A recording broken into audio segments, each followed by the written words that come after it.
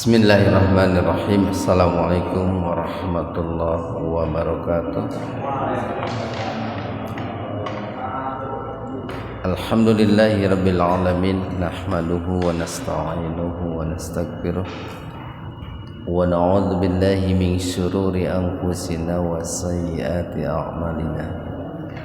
May yahdihillahu fahuwal muhtadi wa may yudlilhu falan tajida lahu waliyyan mursyida.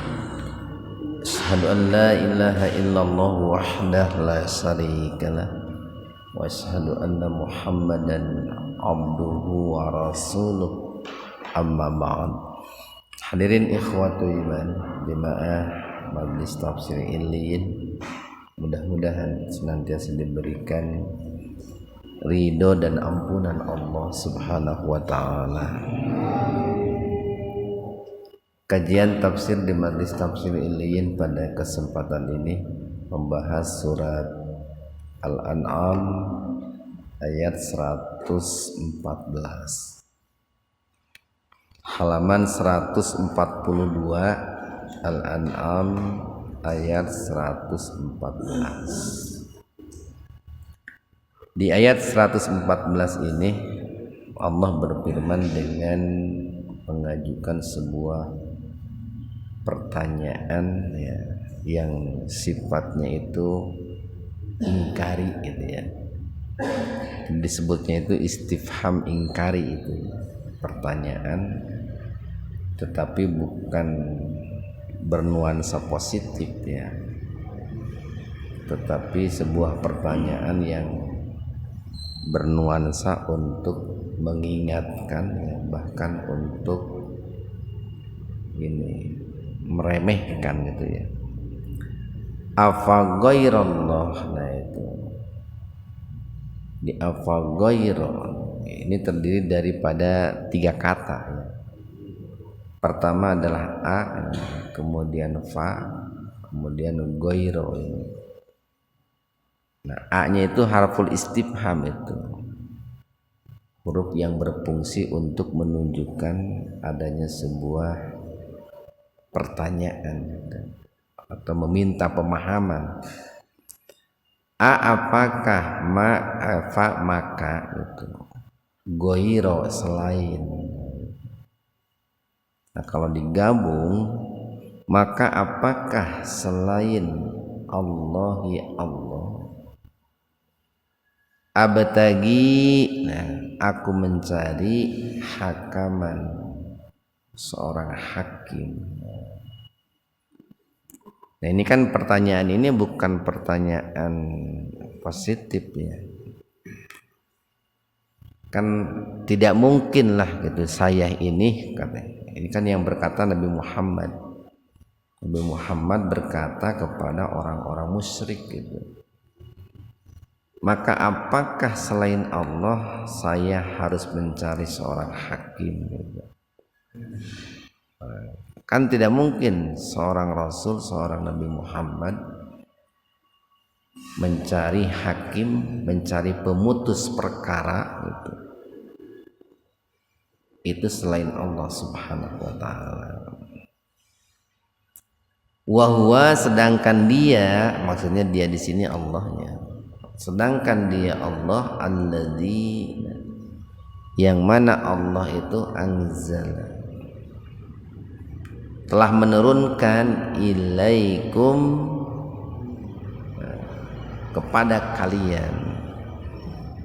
Nah, di sini menggunakan ilai bukan alai.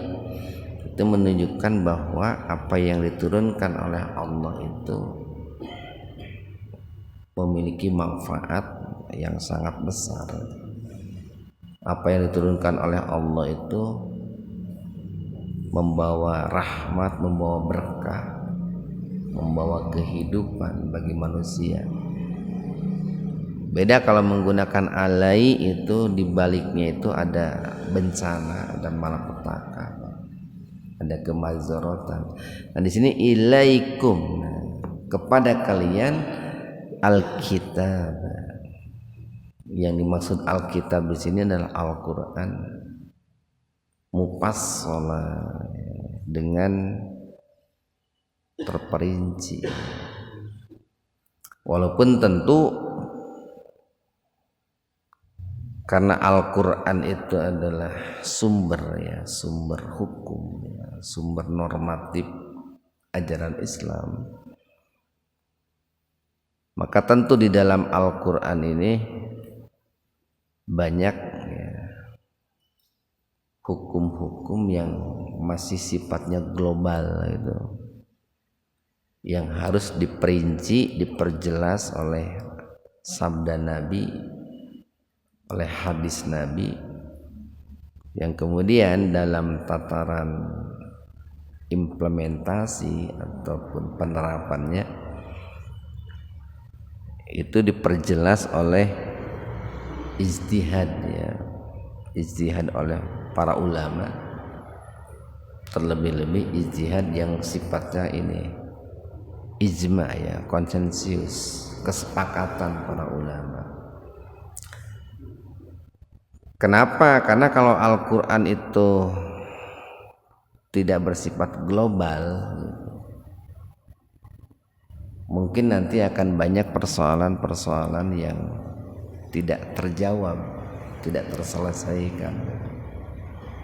Nah, paling tidak spirit hukumnya ada dalam Al-Quran.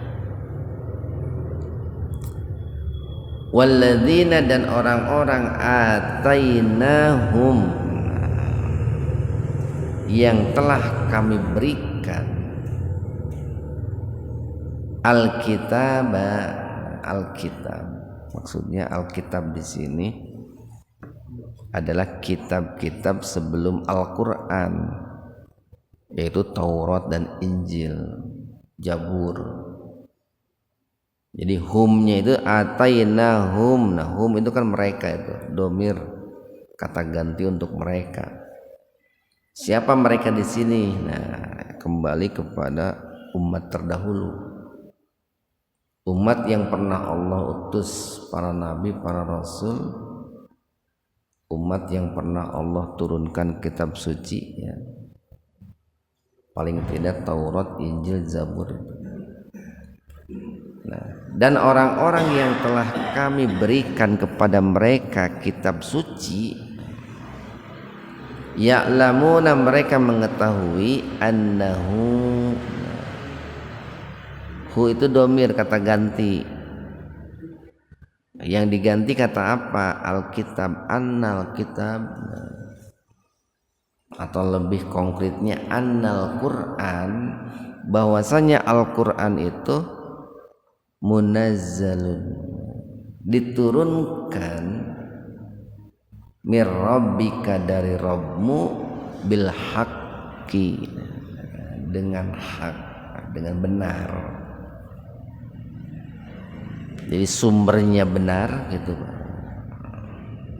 Al-Quran itu kan bersumber dari Allah, firman Allah, termasuk semua kitab suci pun bersumber dari Allah,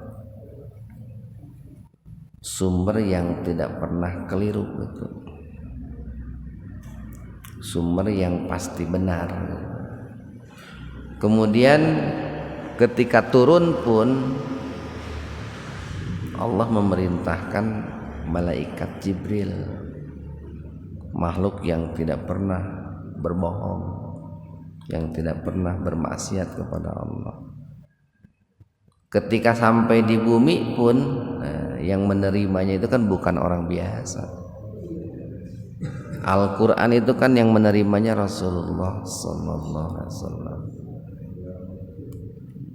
Jadi kalau untuk menentukan, Pak, untuk menilai sesuatu itu benar, itu paling tidak satu inputnya itu, dua prosesnya, ketiga outputnya. Nah itu output, outcome itu kalau semuanya baik, benar, nah itu kemungkinan itu benar itu. Nah, kalau Al-Quran sudah pasti sumbernya jelas, Allah itu, yang membawanya pun jelas, malaikat Jibril, yang menerimanya pun jelas, Nabi Muhammad, dan isinya pun benar. Benar dalam arti begini, mau dikaitkan dengan persoalan apapun, Al-Quran itu selalu relevan gitu. Mau dibawa ke ranah perekonomian bisa, mau dibawa ke ranah politik juga bisa, mau dibawa ke ranah pendidikan bisa gitu, mau dibawa ke ranah rumah tangga juga bisa. Yang jelas Al-Quran itu solihun likulli makan wa zaman, senantiasa relevan untuk setiap waktu dan tempat gitu. Fala takunanna, fala maka janganlah takunanna kalian menjadi minal mumtarin, orang-orang yang ragu. Maka janganlah kalian termasuk orang-orang yang ragu terhadap Al-Quran. Artinya bahwa kita harus yakin ya, dengan hakul yakin. Yang tentu untuk bisa yakin dengan hakul yakin itu ya harus dikaji, dipelajari. Banyaklah ilmu-ilmu yang harus kita pelajari untuk bisa memahami Al-Quran itu, Pak. Nah, semakin banyak, Pak, aspek yang kita kaji, kita pelajari, maka akan semakin menambah keyakinan kita akan Al-Quran. Sulit, Pak, rasanya orang akan yakin terhadap Al-Quran kalau tidak mengkajinya gitu. Kan mengkaji itu dalam rangka mengetahui kan gitu. Ilustrasinya begini, seseorang itu untuk mencintai sesuatu kan harus diketahui dulu, Pak. Kalau tidak tahu bagaimana bisa mencintai, bagaimana bisa menyukai gitu. Nah, Al-Quran pun begitu gitu. Wa tammat, dan telah sempurna, wa dan tamat telah sempurna, kalimatu rabbik, kalimat-kalimat Allah, firman-firman Allah. Di Al-Quran ini, di dalamnya itu kan semuanya adalah firman-firman Allah. Itu telah sempurna, Pak.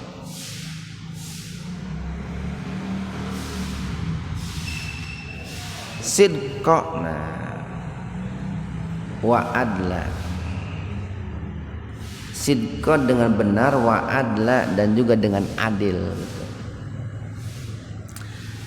Sidqa dengan benar, semua perintah-perintahnya, semua aturan-aturannya, semua ketetapan-ketetapannya gitu. Semua larangan, semua perintah itu benar gitu. Wa adalah dan juga adil, adil dalam keputusan-keputusannya. Coba saja kalau kita perhatikan ayat Al-Quran itu, betapa maha adilnya Allah. Jangankan kepada orang yang beriman, kepada orang kafir pun kan Allah berbuat adil gitu, pada orang kafir. Allah itu tidak menghukum orang kafir melainkan sesuai dengan kejahatan dan kesesatan yang mereka lakukan, Pak. Itu sebagai bentuk kemahaadilan Allah. Bahkan Allah itu tidak pernah menghukum siapapun kecuali melainkan ada sebabnya. Nah itu, Pak. Kalau tidak ada sebab, Allah itu tidak menghukum. Allah itu tidak menyiksa. Mesti ada sebabnya dulu, Pak. Sebabnya apa? Walaupun sebetulnya kan Allah sangat mampu, kalau mau menghukum aja kan gitu. Tapi sebagai bentuk kemahadilan Allah mesti ada sebab dulu sebagai pemicu ditegakkannya hukum oleh Allah. Jadi adil itu kebalikan dari rahmat, Pak. Rahmat. Kalau rahmat, kasih sayang Allah, tidak mesti ada sebab. Tidak mesti ada sebab. Tapi kalau adil, kemahaadilan Allah, nah Allah baru menegakkan keadilan itu. Mesti ada dulu penyebabnya gitu. Orang berbuat salah baru Allah tegakkan keadilan gitu. Kalau tidak berbuat salah, Allah kembali kepada rahmatnya gitu, memberikan kasih sayang. La mubaddila, tidak ada perubahan, tidak ada perubahan li terhadap kalimatih. Nah, hi-nya ini, domir hi-nya itu kembali kepada Allah. Li kalimatillah. Tidak ada perubahan sampai kapanpun terhadap firman-firman Allah, keputusan-keputusan Allah, baik perintah ataupun larangan. Wa huwa, dan dialah Allah as-sami', nah, dat yang maha mendengar, al-alim, dat yang maha mengetahui. Nah, ini muncul dua asma ini untuk mengingatkan kita, Pak. Mengingatkan kita, manakala kita itu mentaati, mengikuti terhadap kalimat-kalimat Allah, ketetapan-ketetapan Allah Sang Maha Hakim gitu, maka ketaatan kita itu didengar, diketahui oleh Allah. Sebaliknya ketika orang itu melanggar, menentang kalimat-kalimat Allah, ketetapan-ketetapan Allah Sang Maha Hakim, maka penentangannya pun didengar dan diketahui oleh Allah Subhanahu wa taala. Jadi ada kabar gembira di situ, ada ancaman juga. Kabar gembira bagi yang mentaati, ancaman bagi yang menentang. 116. Wa in, dan jika tuti engkau mentaati, mengikuti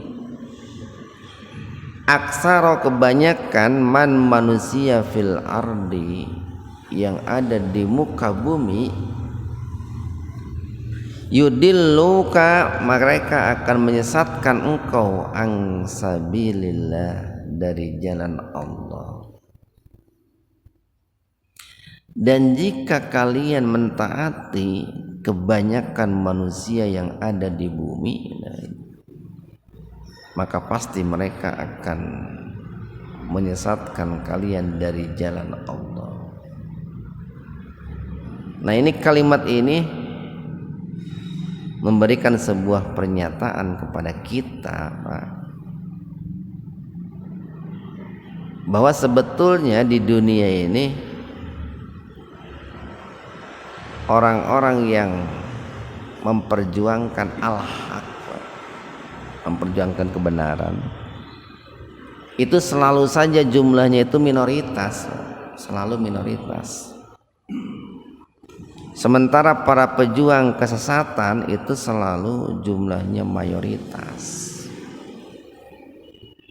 Ini harus dipahami oleh kita nih, karena seringkali kita itu berkesimpulan bahwa kalau mayoritas pasti benar gitu. Belum tentu itu. Mayoritas itu belum tentu benar. Di Al-Quran itu tidak pernah disebutkan mayoritas itu benar, tidak pernah. Wa qalilum min ibadiyas syakur, sangat sedikit di antara hambamu yang bersyukur. Itu minoritas itu, Pak. Di orang yang baik, soleh, taat itu minoritas. Kemudian yang kedua nih, Karena di dunia ini mayoritas orang-orang yang tersesat, maka ada kalanya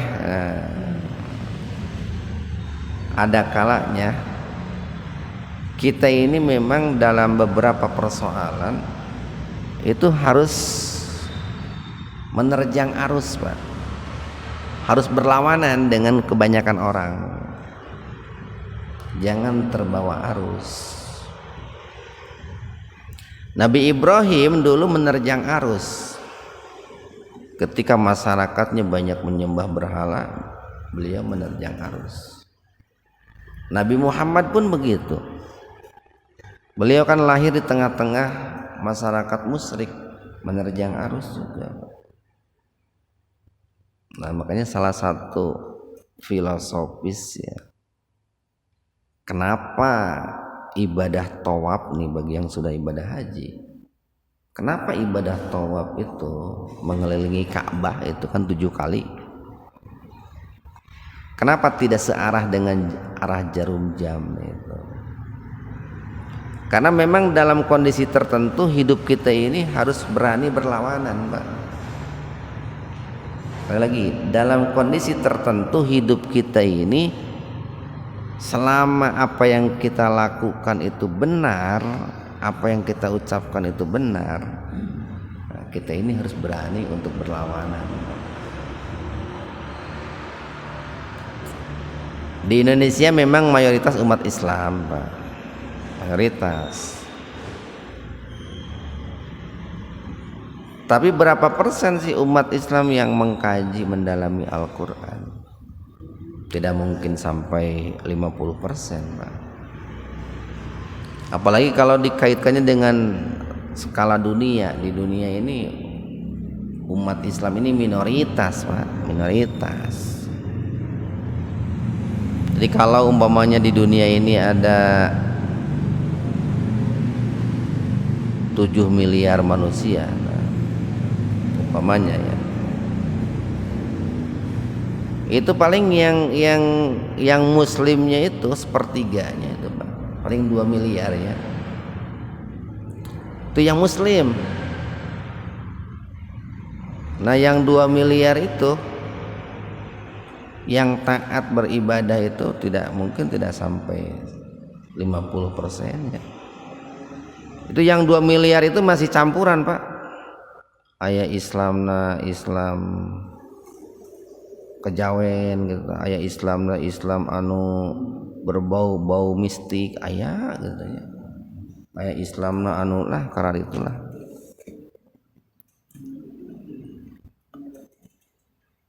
Nah, jadi kalau diperas berapa persen yang taat kepada Allah.